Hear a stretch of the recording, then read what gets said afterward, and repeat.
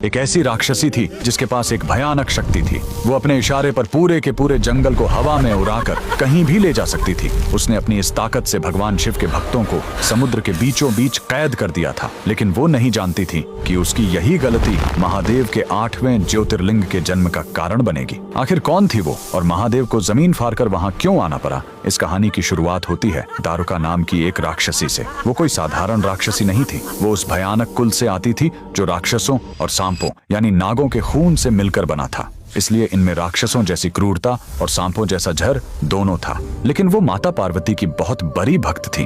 उसकी तपस्या से खुश होकर माता ने उसे एक अनोखा वरदान दिया था। दारुका ने मांगा कि माँ, मैं जहाँ भी जाऊँ मेरा ये पूरा जंगल दारुकावन मेरे साथ साथ चले।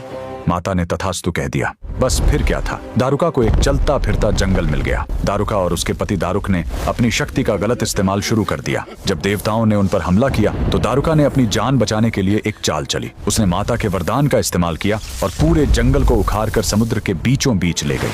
अब वो जंगल पानी से घिरा एक सुनसान टापू बन चुका था जहाँ कोई आ जा नहीं सकता था। वहाँ से गुजरने वाले जहाजों को वो लूट लेते थे। उसी दौरान उन्होंने शिवजी के परम भक्त सुप्रिय और उनके साथियों को पकड़ लिया और उसी जंगल वाले टापू पर कैद कर लिया। राक्षसों ने सुप्रिय को आदेश दिया कि वो शिवजी की पूजा छोड़ दें, लेकिन सुप्रिय नहीं माना। उसने वहां की मिट्टी से एक शिवलिंग बनाया और ओम नमः शिवाय का जाप शुरू कर दिया। राक्षस राजा को बहुत गुस्सा आया। उसने अपनी तलवार उठाई और सुप्रिय की गर्दन काटने के लिए आगे बढ़ा।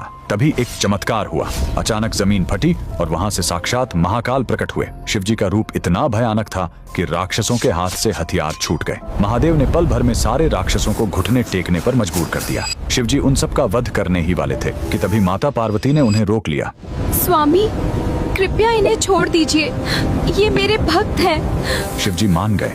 अपने भक्त सुप्रिय और देवताओं के कहने पर शिवजी ने हमेशा के लिए वहीं रुकने का फैसला किया, क्योंकि शिवजी ने नागों और राक्षसों के उस वन में वास किया था। इसलिए उनका नाम पड़ा नागनाथ। और बाद में उस जंगल को वापस महाराष्ट्र की उसी जगह पर स्थापित किया गया।